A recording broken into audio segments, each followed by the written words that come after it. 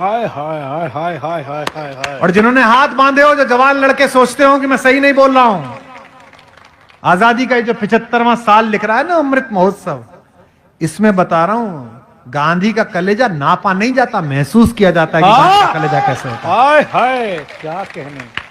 आप बताते हैं कि गांधी कौन है? इतिहास की किताब पढ़िए, ये व्हाट्सएप पे सुबह सुबह जो तुम्हें एजेंडा भेजा जाता है ना, जिसे तुम पोटी करते समय पढ़ते हो, उसी लायक ही है वो, क्योंकि उन्होंने भी व्हाट्सएप पे पोटी करी है जो उन्होंने भेजी है आपको। अच्छी बात है। 1932 में पत्रकार लिखे और इस बात को फेसबुक पे लिखना, मैं फर्जी राष्ट्रवादी नहीं हूं कि आपको कोई झूठ बोल के चला जाऊं। 1932 में गोलमेज सम्मेलन में गए थे बापू, सुनो कुणाल, और इंग्लैंड के महाराज ने उनसे मिलने की मंशा जाहिर की। चर्चिल कहता था अधनंगा फकीर है, हर अहंकारी ऐसा ही कहता है सत्य को। रावण भी कहता था कि फकीर है, ये कौन तपस्वी है, इसके साथ ये औरत क्यों रहनी चाहिए, मेरे पास रहनी चाहिए। चर्चिल भी कहता था अधनंगा फकीर है। तो राजा ने कहा कि बुलाओ मिलने के लिए गांधी को। तो आप कभी राजभवन गए हो मिलने के लिए राज्यपाल जी से, राष्ट्रपति जी से मिलने गए हो, तो वहां एक प्रोटोकॉल मिलता है, राष्ट्रपति जी को छुएंगे नहीं, इतनी दूरी पर बैठेंगे, जब इशारा कर देगा एडीसी तो आपको उठना पड़ेगा, ऐसा मिलता है ना प्रोटोकॉल। वो तो दुनिया का सबसे बड़ा आदमी था, और जिस इंग्लैंड का मैं राजा कह रहा हूं वो आज का इंग्लैंड नहीं, 2/3 दुनिया का मालिक। यूनियन जैक के नीचे पूरी 2/3 दुनिया थी।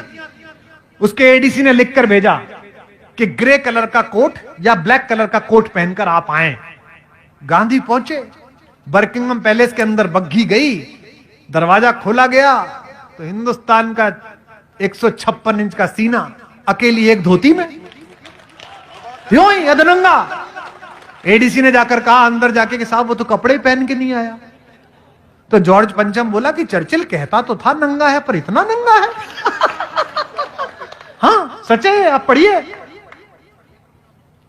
गांधी से मिले कि ना मिले, एडीसी ने पूछा सर बुलाऊं का वापस भेज दूं।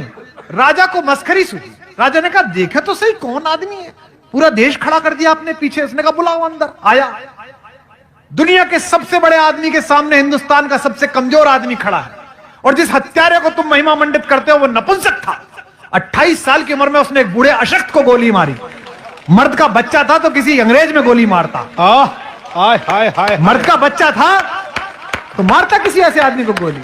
राम नाम जपते हुए एक बूढ़े को गोली मारकर आप उसे क्रांतिकारी बता रहे हैं। क्या बात। मैं जो टिप्पणी पढ़ रहा हूं सुने का, बैठिए आप विराजिए। मैं बहुत बहुत आपका आभार व्यक्त करता हूं, बहुत धन्यवाद। ये मैं इसे आपका प्रेम समझ के लगा लेता हूं। और राजा ने पूछा मुस्कुराते हुए गांधी से, एक धोती में गांधी खड़ा है, ब्लैक एंड व्हाइट में, सोच के देखना वो दृश्य है। आज ये जरा जरा सी बात पर अमेरिका के सामने घिग्गी बांधने वाले, चीन के सामने घुटने टेक देने वाले, जरा जरा सी घुड़की पे बिल में अंदर घुस जाने वाले नेतृत्वों से पूछना चाहता हूं, चाहे इनकी सरकार का हो चाहे उनकी सरकार का हो। 1932 में गांधी खड़ा है इंग्लैंड में राजा के महल में अकेला। राजा ने पूछा well mister Gandhi, where are your clothes, तुम्हारे कपड़े कहां गए? बिना कांपे, यूरेनियम से बने हुए, प्लेटिनम से बने हुए, डायमंड से बने हुए सीने वाले हिंदुस्तान के सबसे बड़े फकीर ने कहा, जो सेंटेंस बोला उसे बोलने के लिए कलेजा चाहिए, नापने के लिए नहीं, महसूस करने के लिए।